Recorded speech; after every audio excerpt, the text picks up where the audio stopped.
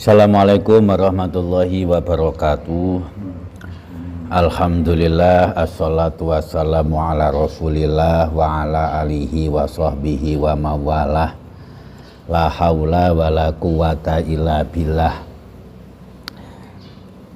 Pagi ini kita kembali menjelaskan dan mencoba untuk menyelami bersama-sama hikmah-hikmah yang terdapat dalam kitab Al-Hikam Al-Athaiyah. Jauh-jauh hari dulu sudah pernah kami sampaikan bahwa dalam hikmah-hikmah Al-Hikam ini satu-satunya ibadah yang disinggung oleh Asy-Syaikh Ibnu Athaillah Sakandari adalah sholat. Puasa tak pernah disinggung, zakat dan haji tak pernah dibahas. Yang dibahas satu-satunya adalah sholat. Jika biasanya orang mengambil sikap hidup tasawuf, kadang kita kenal suka tirakat, suka lelakon, suka menjalani amalan-amalan. Kalau dalam Al-Hikam sudah jelas amalan, tirakat dan lelakon yang dibahas itu adalah sholat. Jadi ya kadang-kadang kita kenal orang tasawuf itu puasanya kuat, zikirnya kuat, ya asal tidak melawan syariat ya bagus-bagus saja. Tapi tasawuf yang betul-betul itu adalah yang betul-betul sholatnya, yang banyak sholatnya, yang memperhatikan sholatnya. Mari kita baca hikmah ke-119, langsung akan saya sambung dengan 120 karena itu kelanjutannya langsung. Dalam beberapa catatan 119 sama 120 dijadikan satu hikmah, maka saya akan baca langsung. Dan nanti sebelum menjabarkan itu kita akan kembali sedikit ke atas, yaitu lebih menjabarkan pungkasan akhir dari hikmah ke-118 kemarin. Karena kemarin agak tergesa-gesa ya Gus ya.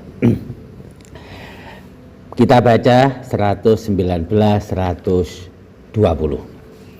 Bismillahirrahmanirrahim. Subhanaka la ilma lana illa ma 'allamtana innaka antal alimul hakim. Qalal musannifu Ibnu Athaillah Sakandari. As-salatu tuhratun lil qulubi min adnasi zunubi. Saya terjemahkan langsung. Salat itu mensucikan hati dari berbagai kotoran-kotoran dosa. 1. 2. Wastiftahun libabil ghuyubi,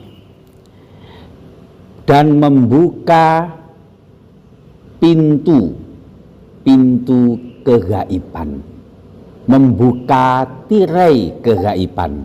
Itu 2. 3. 120. As-sholatu mahalul munajati. Sholat itu tempat munajat hamba kepada Allah. 3. Wa ma'dinul musofati.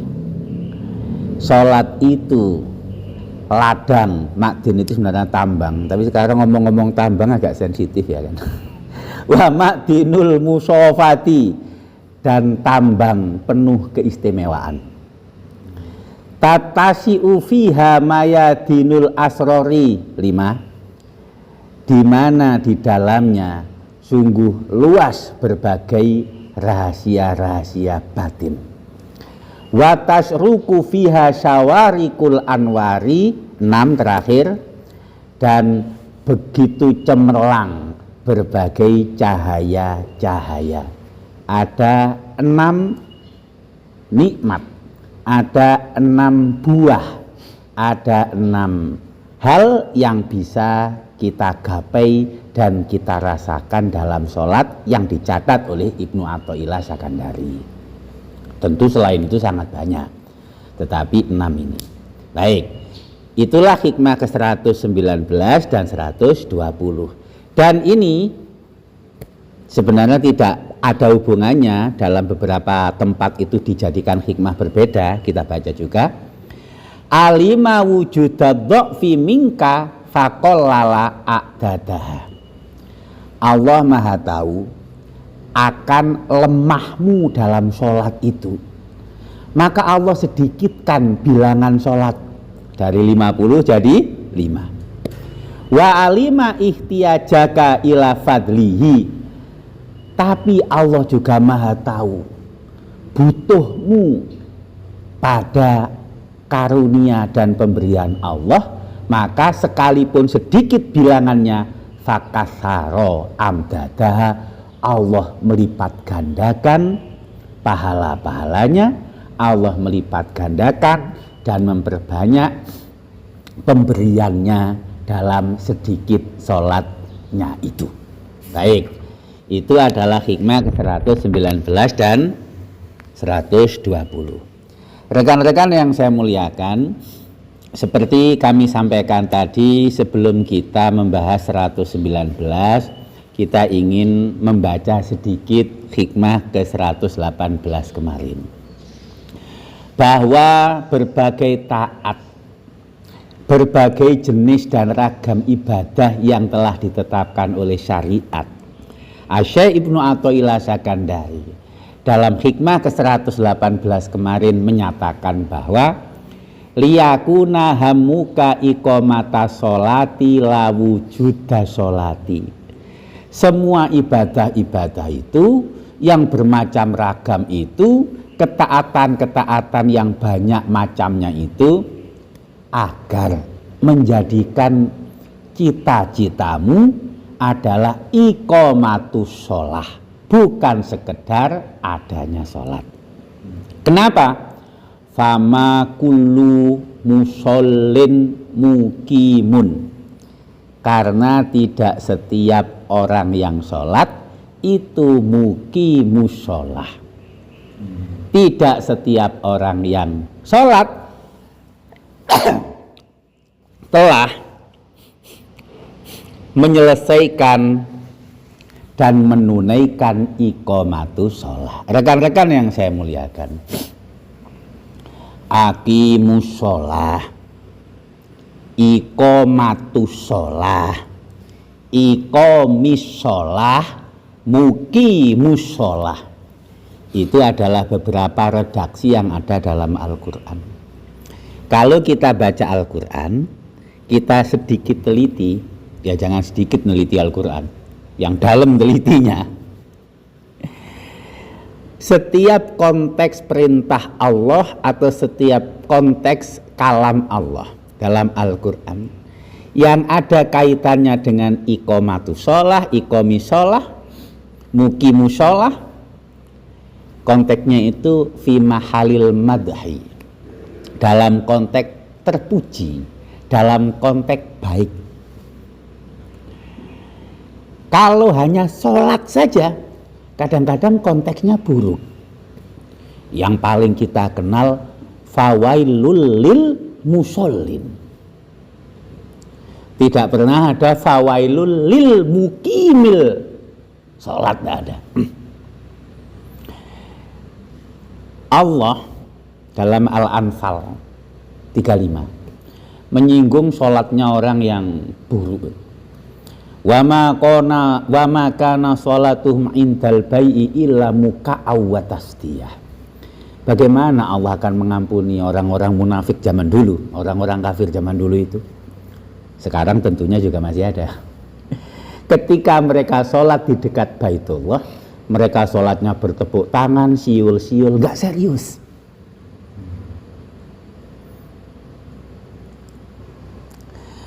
Dalam Al-Maidah, tandanya orang yang gak berakal adalah wa idza nadaitum ila sholati takhadhuha huzwa wa laiba dzalika bi annahum la yaqilun.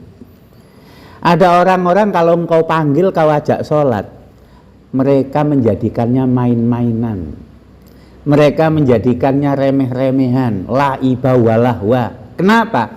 mereka layak kilun, mereka tidak berakal. Parah kan?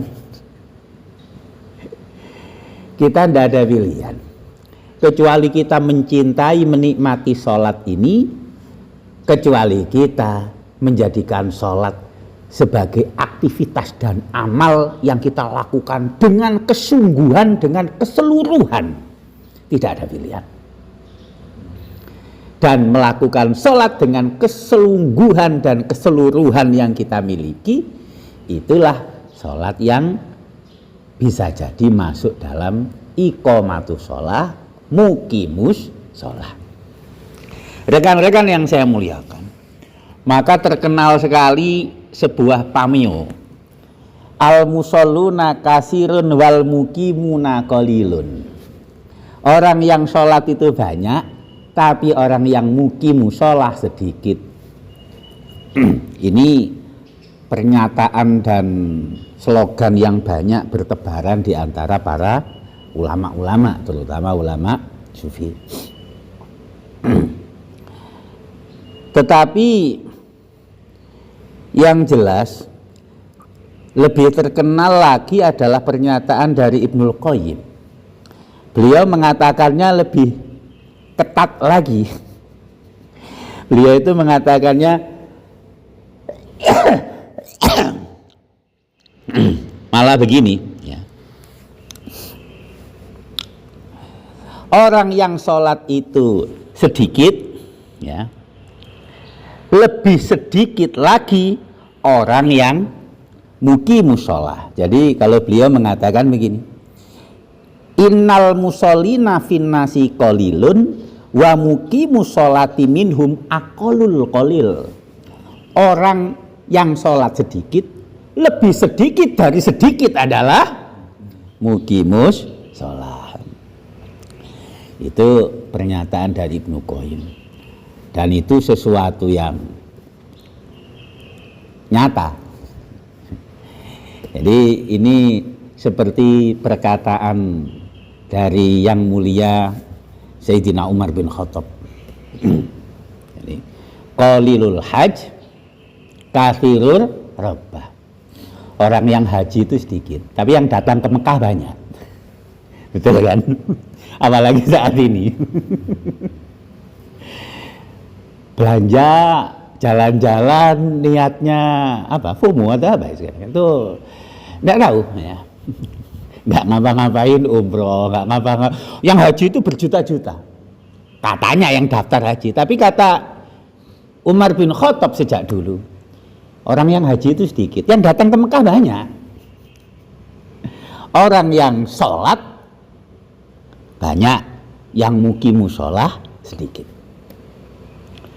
Tetapi yang lebih tepat, orang yang sholat sedikit, lebih sedikit lagi adalah orang yang muqimus sholah. Rekan-rekan yang saya muliakan, oleh karenanya seperti kita nyatakan kemarin, perintah Allah itu adalah aqimus sholah, dirikan sholat. Rasulullah menyatakan yang menjadi bunyal Islam, rukun Islam itu iqamis sholah. Oleh karena itu mesti kita canangkan, mesti kita inginkan dan kita cita-citakan dalam hidup kita adalah menjadi bagian orang yang muqimus sholah, bukan sekedar orang yang sholat saja. Dan itu memang cita-cita Nabi Ibrahim. Maka Nabi Ibrahim kalau berdoa seperti apa? Ij'alni muqimas sholah wa min zuriyati. Jadikanlah aku orang yang muqimus sholah juga zuriyati. Gitu. Dalam Ibrahim 37 diulangi lagi oleh Nabi Ibrahim. Rabbana inni askantu min dzurriyyati biwadin ghairi dzar'in inda baitikal muharram. Ya Allah, aku tempatkan anak-anakku, aku tinggal di sekitaran Baitul Muharram. Apa doa Nabi Ibrahim yang pertama? Permintaan Nabi Ibrahim apa? liyuqimu sholah, agar mereka iqomatis sholat. Maka kalau kita berdoakan, ya Allah, Allahumma ij'alni muqimas sholah min zuriyah wa min zuriyati. Ya Allah, jadikanlah aku orang yang mukimi sholah, demikian juga anak keturunanku. Rekan-rekan yang saya muliakan, itu tentu dalam konteks sholat itu ada banyak, ada yang bagus, ada yang tidak bagus, ada konteks positif, ada konteks negatif dalam firman Allah. Yang konteks negatif seperti tadi, engkau ajak orang sholat tapi mereka menolak, memang mereka nggak berakal. Ada orang yang sholat di dekat Baitullah tapi sholatnya muka awatas dia. Ada yang konteksnya itu sangat bagus. Wa'mur ahlaka bis sholati wastabir alaiha. Perintahlah anakmu, keluargamu dengan sholat, wastabir, dan bersabarlah. Jadi sabarnya yang diperintahkan Allah dalam surat Toha 132 ini bukan wasbir saja, tapi wastabir. Jadi kalau sabar saja, isbir, sabarlah. Tapi kalau wastabir, ekstra sabarlah. Maka kalau kita nyuruh keluarga kita sholat, atau kita menetapkan diri kita untuk istiqomah sholat, ini kan bukan hanya sabar yang kita butuhkan, tapi ekstra sabar. Maka kadang-kadang kalau saya memahami wasta'inu bisobri washolah wa innaha lakabiratun 'alal khashiin, itu sudah sama Allah sudah disuruh, mintalah pertolongan dengan sabar dan sholat. Ya itu namanya ya memang sholat itu harus dibarengi kesabaran memang. Dan sabarnya itu bukan sekedar sabar. Dalam surat Toha 132 tadi apa? Wastabir. Enggak hanya sabar tapi sangat sabar. Kita yang punya anak kan ya melalaikan ini kadang-kadang ya. Anak kita sedang di pesantren, sedang ngekos, sedang kuliah atau apa. Pertanyaan kita pertama apa? Udah makan belum? Pernah nggak? Udah sholat belum? Gimana sholatmu? Oh jarang banget kita lakukan itu. Padahal wa'mur ahlaka bis sholat. Perintah keluargamu untuk sholat. Itu kalau kita panjang-panjangkan di Toha 132 itu menarik sekali. Sebelum 132 kan 131. Firman Allah, wala tamudanna ainaka ila ma mata'na bihi azwajam minhum zahrotal hayatid dunya. Wahai Muhammad, ya tentu ini untuk berlaku untuk kita juga. Jangan kau pincang, jangan kau matamu itu melirik kemana-mana pada apa yang kami berikan kepada orang kaya di dunia itu. Kau tertarik melihat harta, kau tertarik melihat kehormatan. Ini aku kasih sesuatu yang Allah sebutkan, wa rizqu rabbika khairu wa abqa. Ada rizki dari Tuhanmu yang dia itu lebih baik dan lebih permanen. Apa itu? Sholat tadi. Nah kita itu energi itu kita habiskan melirik orang, melihat kenikmatan duniawi yang Allah berikan sementara.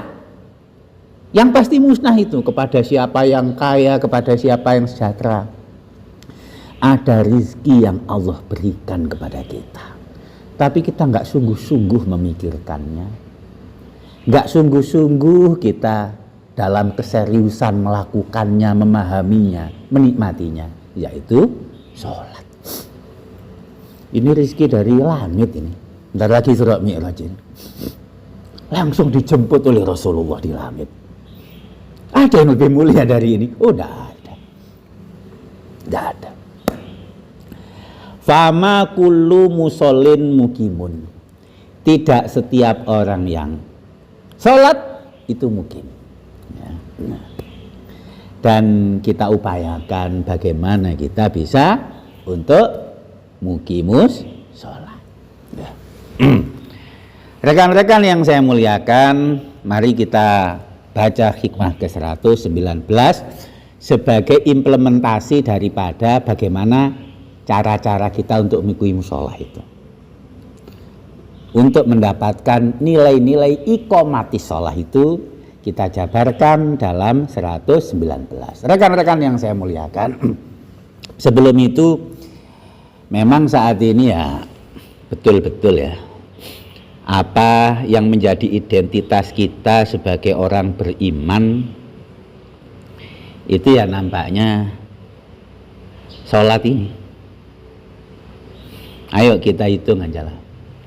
Kita bicara tentang zakat ya bagus, dan itu kita harus bicara. Tetapi donasinya, mohon maaf ini, filantropis atau donasi dari filantropis non muslim itu jauh lebih banyak daripada kita. Maaf. Ya. Kalau soal zuhud-zuhudan ya,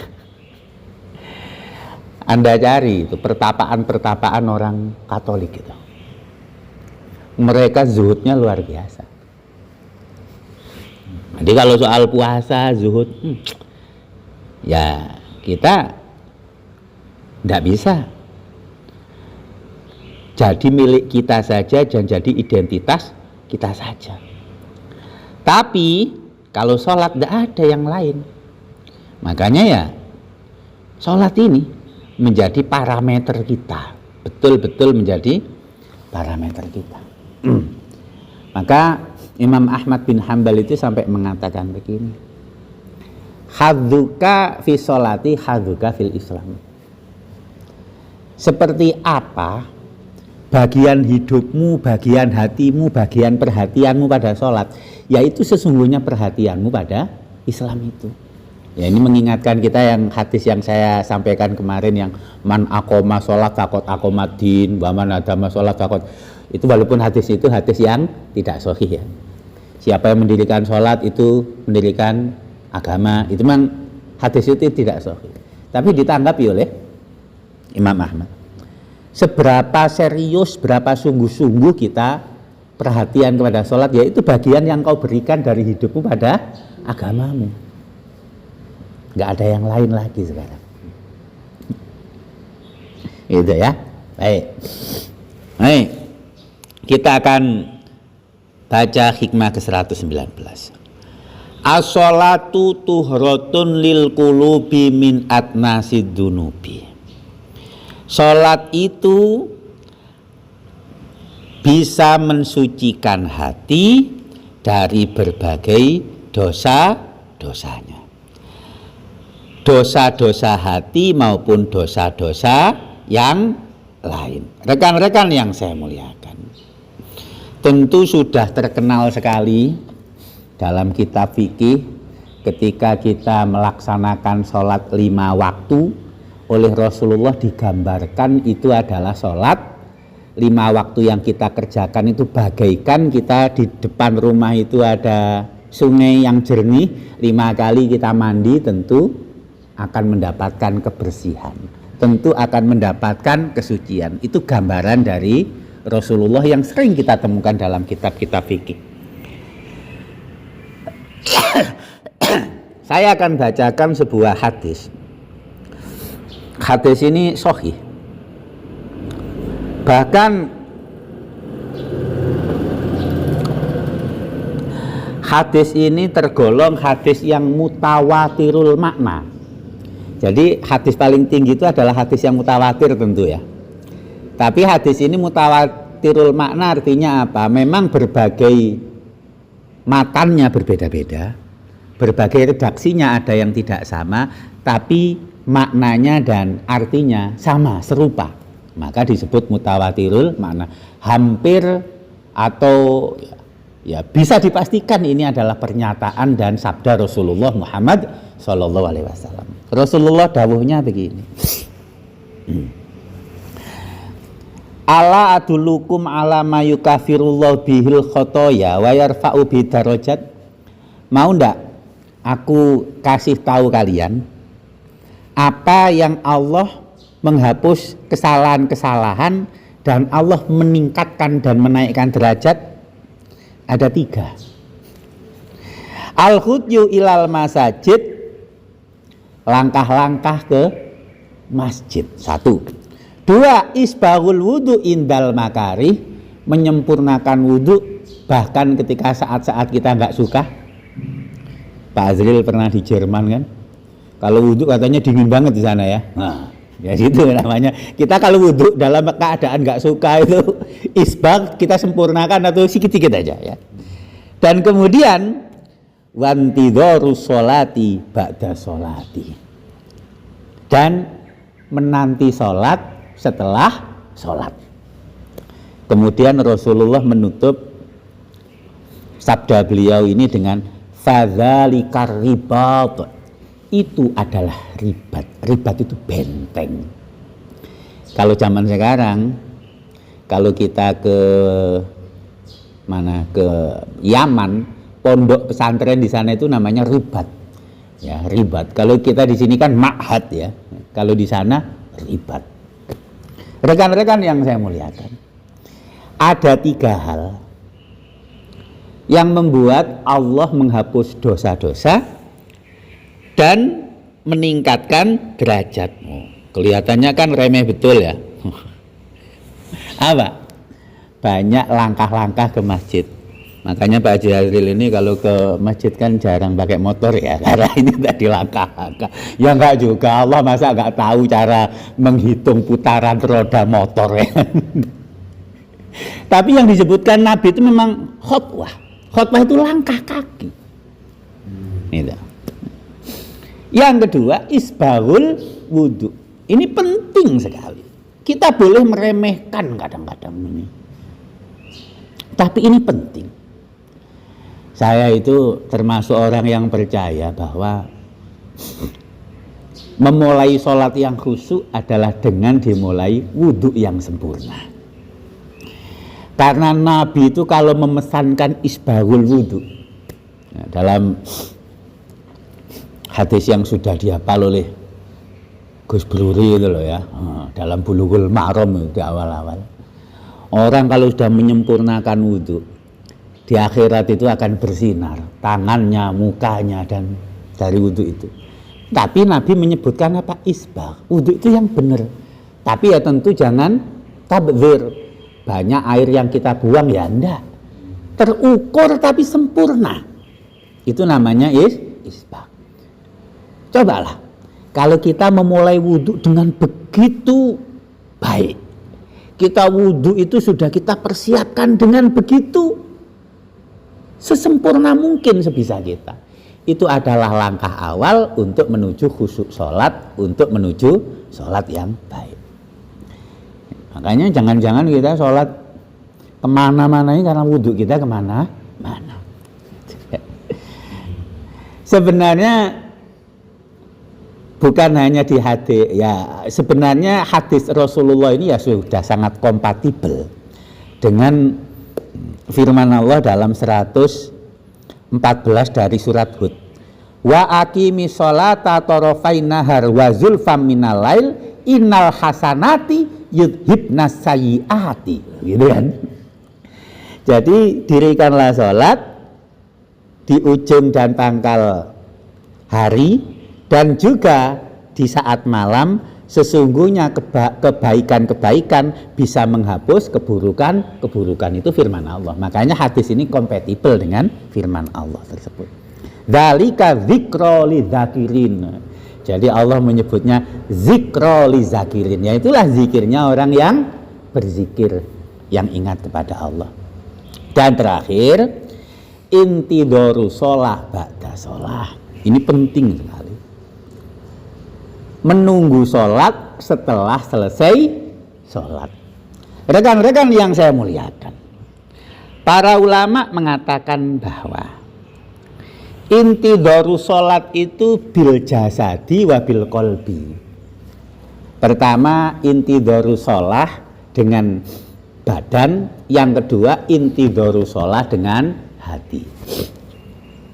Intidharu sholat dengan badan ini biasanya yang dicontohkan oleh para sahabat adalah dari maghrib ke isya. Banyak yang dari beliau-beliau para sahabat itu tidak pulang.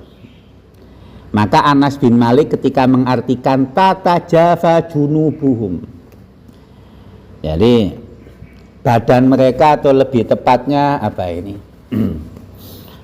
lambung mereka jauh dari tempat tidur. Itu adalah para sahabat yang menunggu waktu isya itu langsung tidak pulang untuk tidur dulu, karena isyaknya Rasulullah itu kadang-kadang agak malam ya. Rekan-rekan yang saya muliakan, ya ini faktanya intidorul sholat bil jasad. Kita kalau datang ke masjid sholat maghrib, kemudian isyaknya itu kan nggak begitu lama datang, tapi kita pulang ke rumah. Ya untuk orang-orang seperti saya ya, nggak seperti Gus Bruli yang di rumah itu langsung baca Quran sampai isya. Ya paling kalau nggak ngecek HP ya nonton TV, ngobrol ngalor ngidul yang nggak berguna. Jujur saja. Padahal waktunya pendek. Itu namanya tidak intidharus shalah bil jasad. Nah, yang lebih kita maknai lebih dalam lagi itu adalah intidharus shalah bil qalbi. Bagaimana kita menjadikan sholat itu adalah hal-hal amalan, sesuatu yang kita tunggu, hati kita itu memang kita rindukan itu. Saya pernah ngaji sama Pak Ji Azril kan, hidup kita itu sholat. Selain sholat itu adalah aktivitas untuk menunggu sholat lainnya. Bangun tidur langsung sholat. Dan sebelum tidur aktivitas kita tutup dengan sholat. Subuh selesai, habis itu kita sarapan, ada yang jadi kepala desa, kepala daerah, sampai kepala negara, atau minimal kepala rumah tangga. Ada yang jadi karyawan, ada yang jadi bos, ada yang punya pabrik, ada yang pergi ke sawah, ada yang jadi buruh. Semua aktivitas itu adalah aktivitas pendukung untuk sekedar menunggu waktu zuhur. Zuhur selesai, kita beraktivitas lagi untuk mengisi kekosongan waktu dalam rangka menunggu asar. Asar kita istirahat, tujuannya adalah hati penuh rindu menunggu maghrib. Loh, begitu orang yang mukim sholat itu. Itu yang dikatakan Nabi bahwa dia tidak sholat, tapi sholat itu masih menempel kepadanya. Kalau dalam Al-Quran itu ya, fa'idha kudiyati sholat fazkurullah qiyama wa qu'uda wa ala junubikum fa'idat maknantum faqimu sholat. Loh, ini orang yang mukimu sholat, pecinta sholat betul itu ya begitu. Jadi engkau mau jadi apa saja, mau jadi buruh, jadi bos, itu adalah kerja sampingan. Kerja utama kita itu adalah sholat gitu. Rekan-rekan yang saya muliakan, itu pernah disinggung oleh Ibnu Hajar ketika Ibnu Hajar ini memaknai Rasulullah yang menyatakan bahwa sholat beliau itu adalah sholat yang qurratul ain. Jadi sholat yang qurratul ain itu sholat yang seperti apa? Jadi kalau Ibnu Hajar mengatakan sholat yang qurratul ain itu ya sebuah cinta yang tidak ingin lepas ya. Jadi memang qurratul ain itu kan permata hati ya, ada dalam hati kita terus, dia nggak pernah lepas. Jadi kalau Rasulullah itu mengatakan ju'ilat qurratu aini fi sholati, kata Ibnu Hajar apa? Fa innahu yawaddu ala yufarikuhu. Memang betul dicintai sehingga nggak ingin berpisah. Wala yakhruju minhu, tidak keluar daripada itu. Li'anna fihi na'imahu wa bi tatoyaba hayatu, karena nikmatnya di situ dan nyamannya hidup ada di situ, ada dalam sholat. Maka Rasulullah kan terkenal sekali ya, pernyataan beliau kepada Bilal, tukang iqomah beliau itu, arihna ya Bilal, buat kita istirahat. Bilal, cepat qomat, buat kita istirahat. Jadi sholat itu relaksasi batin. Kita memaknai sholat dengan berbagai hal dalam rangka yang penting ibadah, mungkin kita bisa menilainya dari berbagai sisi. Sholat itu membuat kita relaksasi batin, healing jiwa. Ada orang meditasi, atau mungkin orang dulu bertapa, atau zaman sekarang itu melakukan apa itu namanya, yang kayak sebagian orang itu kita temukan dalam sholat. Maka Rasulullah kalau memanggil Bilal itu, arihna ya Bilal, ayo Bilal cepetan qomat, kita mau relaksasi batin. Nah kita enggak ya, sholat itu beban. Bahkan kadang-kadang itu kita enggak nyeplos ya, ada azan gitu kan, loh azan lagi ya kan, azan lagi loh, padahal inti terus sholah bil qalbi, menunggu sholat dengan hati itu. Bagaimana enggak, orang ini hadiah dari Allah untuk kita, bahkan khairu wa abqa, lebih baik dan lebih permanen, masya Allah itu ya. Nah ini jadi itu sedikit saja tuhrotun lil qulubi min ad nasi. Rekan-rekan yang saya muliakan, yang kedua, jadi ada 6 yang disebutkan oleh Ibnu Athaillah. Wastiftahun libabil huyubi, sholat itu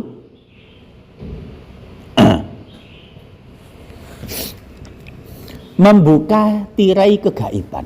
Wah, ini Gus Bururi yang ahli tasawuf ini suka yang gaib-gaib ini kan. Padahal yang maksudnya gaib itu ya seperti di awal surat Baqarah itu, orang yang mutakin adalah yu'minuna bil ghaibi. Lanjutnya apa? Wa yuqimuna shalah. Rekan-rekan yang saya muliakan, hadis dari Aisyah radhiyallahu anha ditanya, ma yasna'u Rasulullah inda ali. Nabi itu kalau sedang di rumah tidak memimpin ekspedisi keluar, tidak memimpin rapat, tidak sedang melakukan aktivitas di luar rumah. Nabi itu seperti apa sih? Jawab Aisyah, karena fi minati ahlihi. Beliau itu ya bantu-bantu keluarga. Enggak gengsi kayak kita. Bantu-bantu keluarga, kan terkenal sekali beliau kalau di rumah itu. Menjahit sendiri, sandal atau slopnya itu beliau benerin sendiri. Mungkin kira-kira bantu di dapur, kata Aisyah. Natahaddatsu bihi wa yatahaddatsu bina. Beliau itu yang ngobrol-ngobrol sama kita itu. Tapi perhatikan ini. Wa idza hadarati shalah, kalau sudah waktunya sholat datang, kharaja ila shalah, beliau sholat ke masjid. Sampai faka'annahu la ya'rifuna wa na'rifu. Nabi yang kita kenal di rumah tadi itu seakan-akan beliau itu enggak kenal kita dan kita pun enggak kenal beliau lagi. Seakan-akan beliau sudah di alam dan dimensi lain kalau sholat itu. Sudah menikmati sholat, sudah menyatu dengan sholat, sudah menyeluruh dengan sholat. Nah bagaimana tidak? Memang sudah diperintahkan Allah. Kul, katakanlah Muhammad, inna sholati wa nusuki wa mahyaya lillahi rabbil alamin.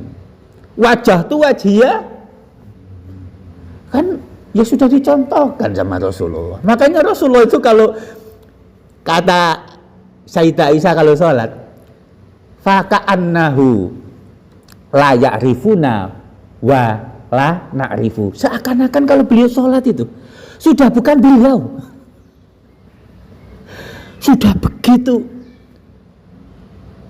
menyeluruhnya beliau sholat itu. Nah, itu loh. Nah inilah kira-kira bagaimana bisa membuka tirai-tirai kegaiban. Nah, kita kan enggak ya sholat, emang enggak bener kita. Ya, nah. As-sholatu mahalul munajati. Sholat itu adalah tempat munajat. Itu kan paling enak gitu. Habis kerja mungkin diomeli sama bos dunia, ya tinggal ngadu sama pemilik dan pencipta bos Allah, munajat kita. Bagaimana Rasulullah ketika sholat menyatakan apapun dari kegelisahan hati, itu bisa untuk kita contoh. Mengungkapkan dan menyatakan apapun perasaan kita kepada Allah, namanya mahalul munajat.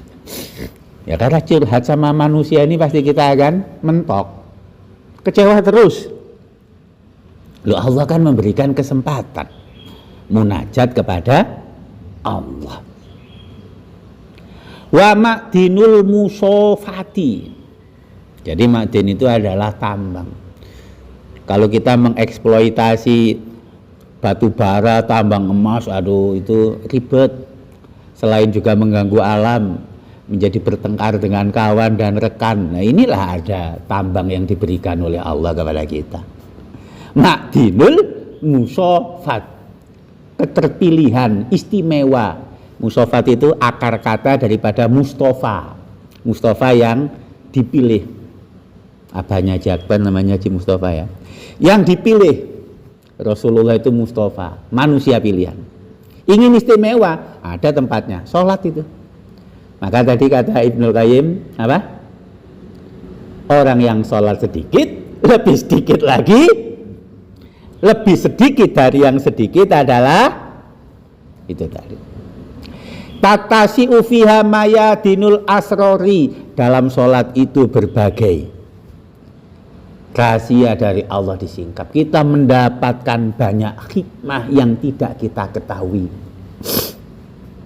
Maka kan ada pernyataan ini konon hadis Nabi, padahal setelah kita cek bukan ya, tapi rekatan belakang, tapi bisa kita cek. Siapa sholat 40 hari tanpa putus jamaah, maka sifat-sifat munafik akan hilang, maka hikmah-hikmah akan dia dapatkan. Tapi susah lah rasanya, orang 4 hari aja kadang-kadang terputus-putus. Apalagi disyaratkan di situ mulai dengan takbiratul ikhramnya tidak terlambat. Itu bagian daripada intidharus shalah. Wa tasruku fiya syawarikul anwari, dan dalam sholat itu ada cahaya yang akan didapatkan oleh mereka yang melakukannya. Rekan-rekan yang saya muliakan, di antara hadis yang lemah yang terkenal itu adalah as-sholatu mi'rajul mu'min. Sholat itu mi'rajnya orang beriman. Dan ada lagi hadis yang lemah itu dikatakan as-sholatu nurul mu'min. Sholat itu adalah cahayanya orang beriman. Itu hadis yang lemah. Tapi ada hadis yang sahih, dan kebetulan hadis ini pernah dikaji oleh Pak Azril karena beliau pernah ngaji Muslim ya. Ini hadis ini sahih, salah satu dari hadis yang ada dalam Muslim, tidak ada dalam Bukhari. Ini hadisnya panjang. At-tahuru satrul iman, bersuci itu sebagian dari iman.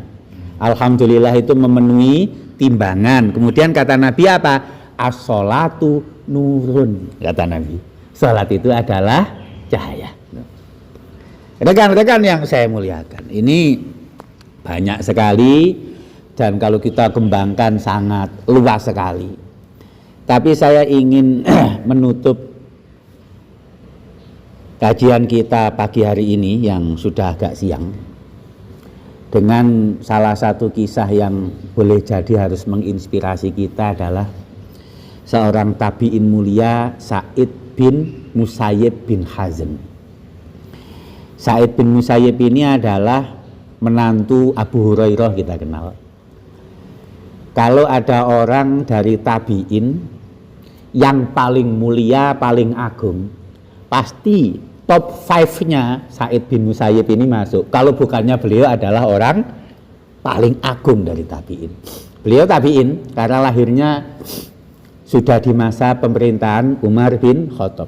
Maka beliau tidak pernah bertemu Rasulullah. Yang bertemu Rasulullah itu kakek beliau, Hazm.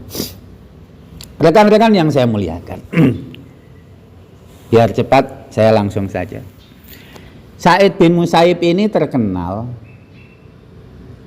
bukan hanya alim, bukan hanya ilmu beliau sangat luar biasa karena memang beliau menantu Rasulullah, menantu Abu Hurairah, sehingga beliau pemahaman hadisnya sangat luas.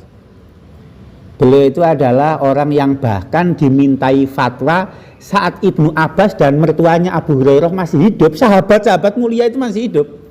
Itu beliau dimintai fatwa, artinya beliau keilmuannya nggak perlu ditanyakan lagi. Umar bin Abdul Aziz sempat karena Sa'id bin Musayyib ini panjang usianya ya sampai masa Bani Umayyah, itu kalau ada apa-apa sering mengutus utusan untuk bertanya ke Sa'id bin Musayyib. Bahkan ada beberapa pegawainya Umar bin Abdul Aziz itu yang disuruh untuk mengikuti kajiannya Sa'id bin Musayyib ini. Rekan-rekan yang saya muliakan, saya ingin menceritakan bahwa tertulis dalam berbagai kisah Sa'id bin Musayyib ini selama 30 tahun, ada yang mengatakan 50 tahun, ada yang mengatakan 20 tahun. Berarti pokoknya kesimpulannya sudah berpuluh-puluh tahun. Ini nggak pernah melihat punggungnya makmum. Artinya apa? Beliau sudah ada di shaf awal setiap sholat. Nah ini kadang-kadang kita itu meremehkan yang kayak gini nih. Padahal Nabi mengatakan apa? Kalau engkau tahu keutamaan shaf awal, bahkan engkau ikut undian pun engkau ikuti. Kalau engkau tahu keutamaan isya dan subuh, maka ngesot pun engkau datang. Sa'id bin Musayyib ini menurut saya adalah salah satu contoh intidharus shalah ba'da shalah. Bagaimana beliau setiap iqomah dikumandangkan sudah pasti ada di situ. Ini lawang saya sendiri atau kebanyakan kita ini masih lemah seperti ini. Kan memang tolol-tololnya anak buah, sedungu-dungunya anak buah itu sudah tahu bosnya punya jadwal 5 kali sehari untuk ketemu dia. Itu lambat aja, itu kan memang anak buah yang tolol itu. Kan sudah tahu loh, kalau 5 kali bosnya itu punya jadwal untuk ketemu dia, kok tolol gitu loh, nggak ada persiapan itu. Kalau yang cerdas kan tahu, oh ini jamnya ini. Ya sebelum jamnya itu sudah persiapan, gitu loh. Maka para ulama mengatakan orang waktu sholat masuk dia kok belum punya wudhu, oh itu bukan menghormati sholat itu namanya, enggak mengagungkan sholat, enggak wikor kepada sholat itu. Sa'id bin Musayyib ini puluhan tahun enggak pernah lihat punggung makmum.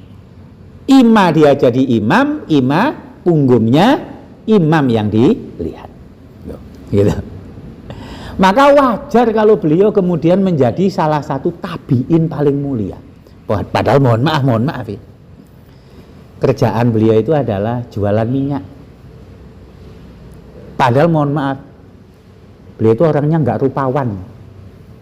Ada yang mengatakan salah satu matanya itu apa itu namanya, picek ya, atau matanya itu juling ya. Mohon maaf, beliau nggak rupawan. Tapi nggak ada yang nggak mengakui keagungan beliau. Bahkan ketika sahabat masih ada, beliau menjadi rujukan. Layak balu syai'an min ahad. Namanya orang hebat ya.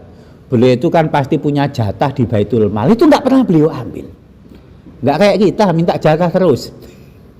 Beliau itu nggak pernah mengambil jatah dari negara, itu beliau tolak. Kalau ada orang belajar kepada beliau, nggak mau dikasih gitu. Nah, kalau kita kan nggak, sedikit belajar, ngitungannya amplop ceramah, isinya nggak tahu isinya apa, itu sudah dihitung dengan uang tempelnya. Sa'id bin Musayyib nih seperti itu. Beliau punya anak putri, anak perempuan itu mau dilamar. Jadi ada khalifah Abdul Malik bin Marwan punya anak Khalid. Khalid ini nanti akan jadi khalifah. Itu mau melamar anak beliau, nggak mau. Kalau kita enggak ya. Sampai canda-canda kita kan begini ya. Reputasi polisi sama damkar itu kan lebih tinggi damkar. Tapi kalau punya mantu yang datang lebih milih mantu polisi lah ya kan. Politisi sama santri, politisi sukses itu ya reputasinya lebih bagus santri. Tapi kalau yang datang itu politisi ya lebih bagus milih mantu politisi lah. Kira-kira kan itu canda-canda ya. Tapi Sa'id bin Musayyib itulah contoh dari kemuliaan yang didapatkan ketika itu tadi intidharus shalah. Orang yang menyelesaikan, menunaikan iqamatus shalah kepada Allah Subhanahu wa taala. Dah. Alima wujuda dhafi minka faqala la adada wa alima ihtiyajaka ila fadli fakasaro amdada. Allah itu tahu lemah kita dalam sholat itu, maka sholat itu dibikin sedikit, cuma 5 kali. 5 kali cuma. Itu sebenarnya kalau kita mau jujur ya, kalau kita mau mengetuk hati kita yang paling jernih, sebenarnya kurang loh 5 kali itu. Karena kurang itu alima ihtiyajaka ila fadli fakasaro amdadah.